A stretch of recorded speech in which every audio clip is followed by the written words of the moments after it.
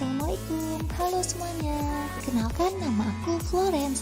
Video kali ini aku bakal ngebahas tentang strategi pembelajaran dalam setting pendidikan inklusif. Nah, sekarang aku nggak sendirian loh. Aku dibantu sama kakak-kakak mahasiswa kelas 5C Pendidikan Guru Sekolah Dasar. Yuk kita kenalan.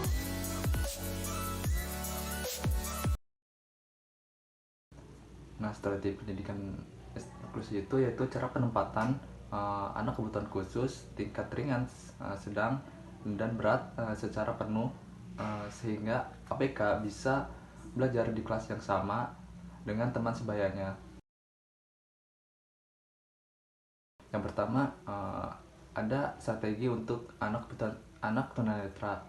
Nah, strateginya bisa yang pertama bisa dengan pengolahan pesan, kedua pihak pengolahan pesan, yang ketiga yaitu pengaturan guru, yang keempat jumlah siswa, dan yang kelima ada interaksi guru dan siswa.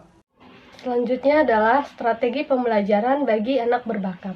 Hal-hal yang harus diperhatikan dalam menentukan strategi pembelajaran adalah yang pertama yaitu pembelajaran harus diwarnai dengan kecepatan dan tingkat kompleksitas. Kedua, tidak hanya mengembangkan kecerdasan intelektual semata, tetapi juga mengembangkan kecerdasan emosional. Dan yang ketiga, berorientasi pada modifikasi proses, konten, dan produk. Selanjutnya ada strategi pembelajaran bagi anak tunagrahita. Strategi yang dapat digunakan dalam mengajar anak tunagrahita antara lain strategi pembelajaran yang diindividualisasikan seperti strategi kooperatif dan strategi modifikasi tingkah laku. Kemudian ada strategi pembelajaran bagi anak tunadaksa.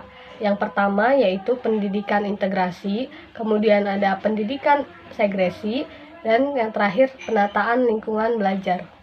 Selanjutnya ada strategi pembelajaran bagi anak tunalaras.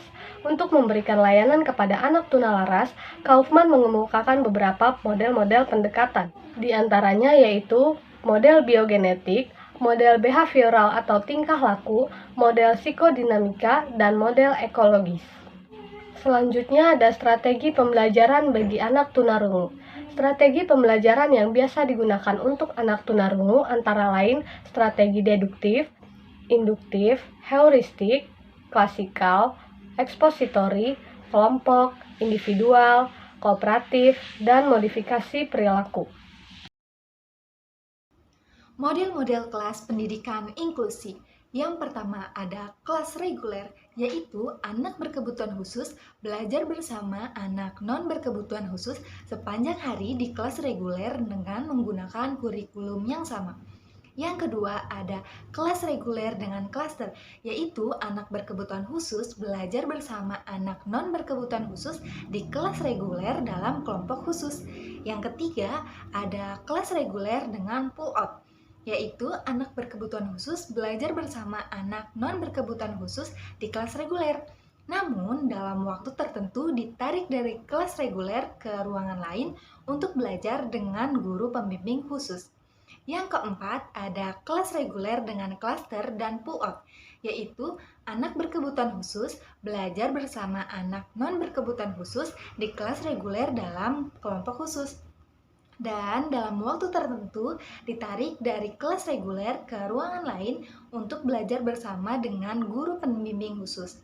Yang kelima, ada kelas khusus dengan berbagai pengintegrasian, yaitu anak berkebutuhan khusus belajar di kelas khusus pada sekolah reguler.